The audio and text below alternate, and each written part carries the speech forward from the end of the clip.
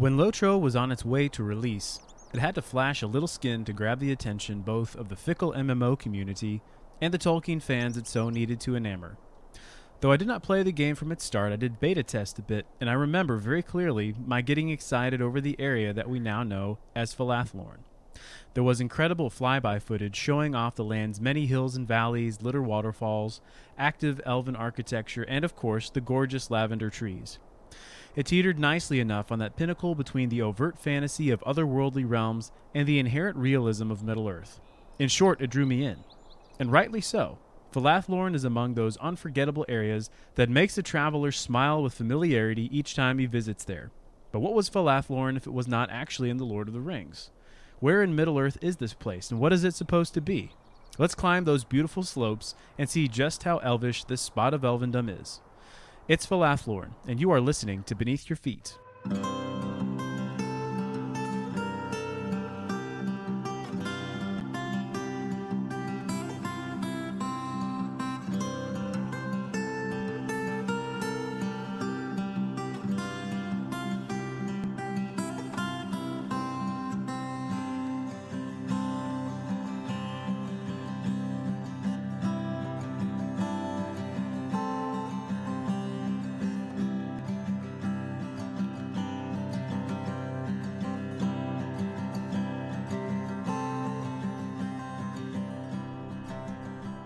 Gil-galad was an elven king, of him the harpers sadly sing, the last whose realm was fair and free between the mountains and the sea.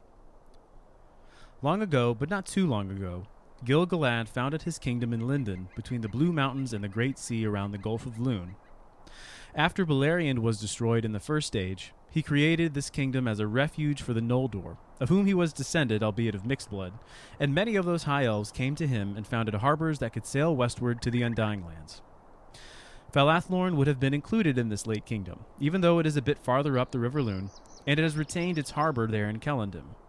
It's the realm in the foothills of the arid Luin, where all new elf players begin their journey into Middle-earth, but it's also a place where it could end, for all elf-kind hear the waves speak and beckon them beyond to Valinor, far away from the trials of Middle-earth.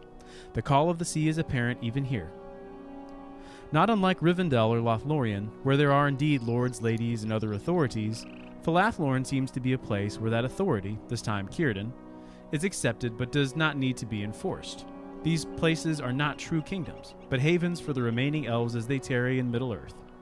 The elves and sailors of Celondim live their lives in peace and exist for the aid and betterment of all weary travelers who come their way. For Gil-galad is no longer king here.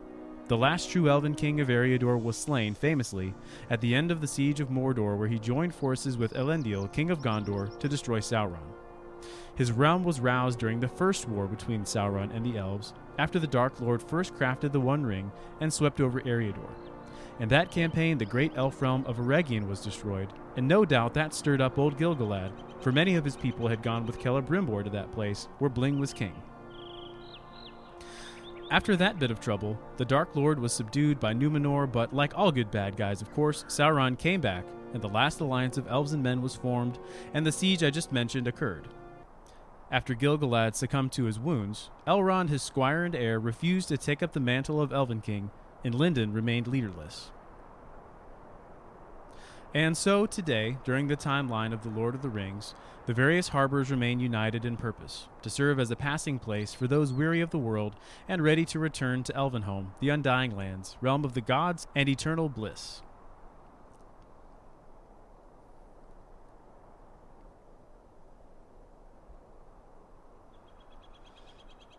Rightfully, this place is beautiful. The River Lune passes by peacefully, and the waterfalls streaming down from the mountains rush gracefully to feed it. From the lowlands of Celondim downstream, we are directed northwards along the river into beautiful hills crested with purple blooming trees tended by the elves. Is it simply the good soil of the river valley that makes everything so green and lively, or is it the waning magic of the elves? West off the pass is Limael's Vineyard, a once thriving elven grove overrun with orcs. It is interesting to think of the elves cultivating and pressing their own wine. Despite Legolas's famous drinking scene in the films, elves don't seem to think much of ale. We see Thranduil's jailer drinking plenty of good wine in The Hobbit, and Legolas, when he joins Merry and Pippin in despoiling the stores of Isengard, chooses the wine for his pleasure. Limael's vineyard is a reminder of these things. Further north, one comes to Duiland. Not a harbor, but a slightly larger settlement of elves than Kellendim from which we came. Even this bespeaks what we like to call magic, that is, art without limitations.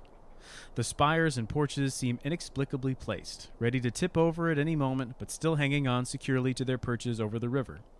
It's an interesting design choice. When we see dwarven architecture, it is, of course, very sturdy and rectangular. The architecture of men, in Bree, Dunland, and Rohan, is very practical and realistic looking.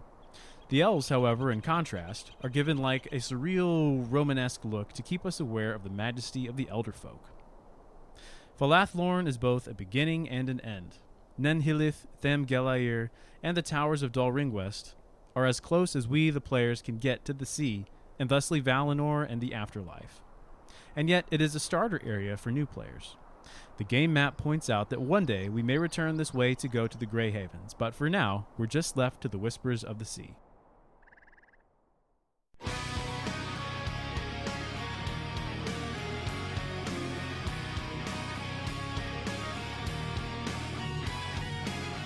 This has been episode 19 of the Beneath Your Feet podcast.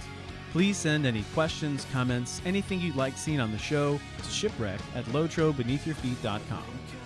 For more information on Falathlorn and links to this episode's music, check the show notes on my blog at lotrobeneathyourfeet.com. From there, you can view old screenshots and episodes, follow on Facebook or Google+, and subscribe on iTunes. Keep listening, because we're coming up on the 1-year anniversary of Beneath Your Feet, and there may be a few surprises in store. My name is Shipwreck, and we'll see you next time when we go beneath your feet.